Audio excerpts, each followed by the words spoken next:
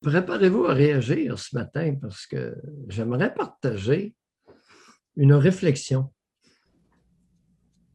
J'aimerais partager une réflexion et avoir votre feedback. Gênez-vous pas.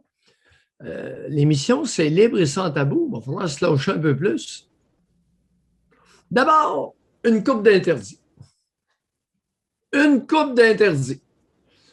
Nos amis les Shintok de la République populaire de Chine, populaire de Chine, ont décidé d'interdire la semaine dernière les nouvelles de la BBC.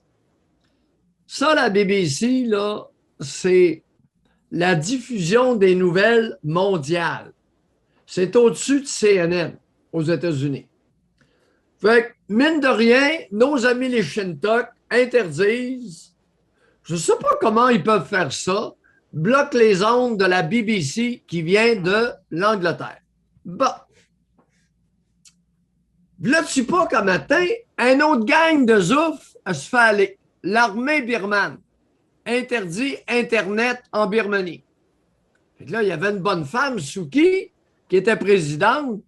Ils l'ont foutu, ils l'ont enfermée dans sa cabane ou je ne sais pas où. Et ils ont décidé d'interdire Internet. Les amis, mine de rien, je vous amène ça. Mais allumez puis faites le lien avec Donald Trump.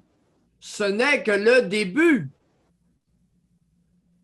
À un moment donné, quand vous serez intéressé, je vous ferai un semblant de lien avec Donald Trump. Mais pas tout de suite. Il est trop tôt. Attendons. Il va en avoir d'autres des mauvaises nouvelles. Je vais mon temps vous le dire. Ceci étant dit, ce matin, je regardais la télévision en faisant mon entraînement matinal et là-tu pas que je vois des groupes de femmes affligées. Bon. Vous savez, des groupes de femmes affligées, on en voit souvent à la télé. C'est devenu coutumier. Après différents drames. Il y en a un qui m'interpelle. 2 travailleuses sociales se sont enlevées la vie. Une de 23 ans, l'autre de 26 ans. 2 travailleuses sociales de la DPJ.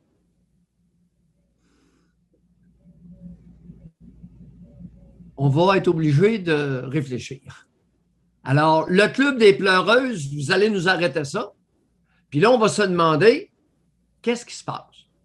Parce que la mauvaise nouvelle pour vous autres, les pleureuses, c'est qu'il va en avoir d'autres.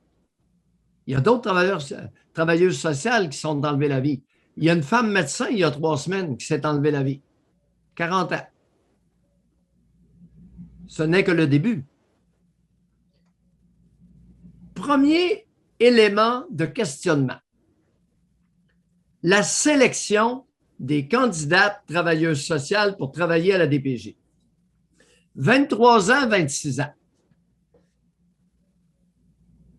Je dois vous dire que le processus de sélection des candidats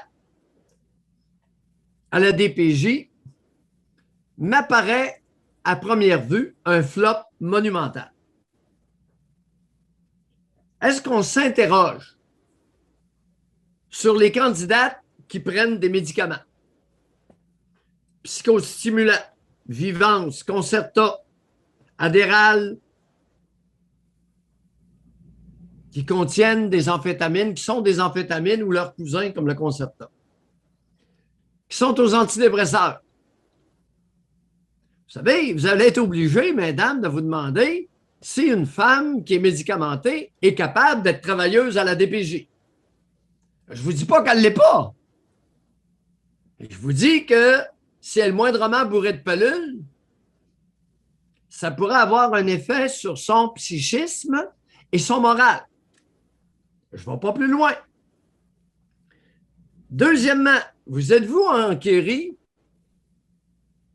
si vos candidates avaient déjà eu des idées suicidaires avant de les prendre comme travailleuses sociales à la DPJ? 23-26, n'est pas me faire coller que c'est leur travail, leur charge de travail qui les a rendus suicidaires. Non. Non. Non.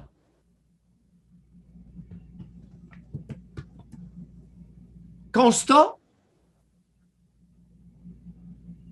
2 femmes 2 jeunes femmes, 2 jeunes adultes qui ont grandi à l'époque des garderies d'État de Pauline Marois. Y a-t-il un lien? Question. Ouais, mais Doc, je réagis tout de suite là-dessus. Je comprends que ça peut être une des causes, mais sinon, il ne resterait plus grand femmes de leur âge sur la planète là, au Québec, parce que c'est une grande majorité qui ont grandi dans les garderies de Pauline Marois. Là. C'est tout ça. Vous êtes-vous enquéri, mesdames qui avez sélectionné les travailleuses sociales de DPJ dans votre processus de sélection, si elles s'adonnaient à la drogue, cannabis, amphétamine, ecstasy, abus d'alcool? Je vous donne des pistes.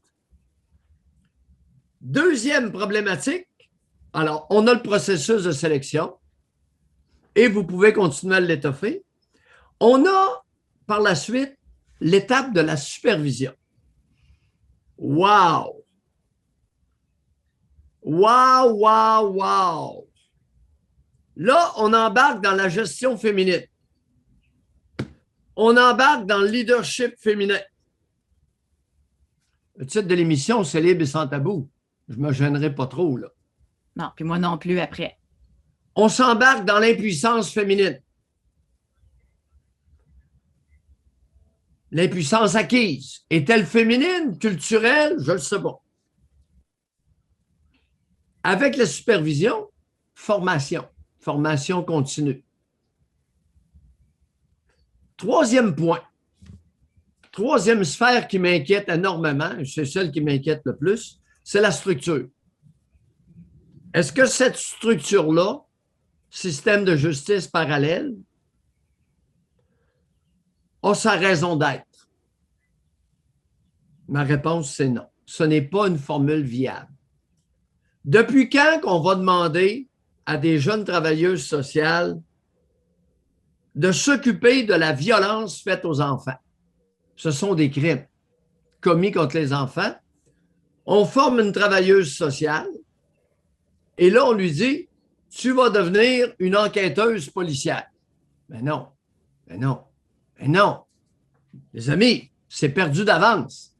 C'est perdu d'avance. Votre histoire de tribunal spécialisé, ça ne tient pas en route 2 minutes. Spécialisé dans quoi? Dans la violence faite aux enfants? Avec pas de police?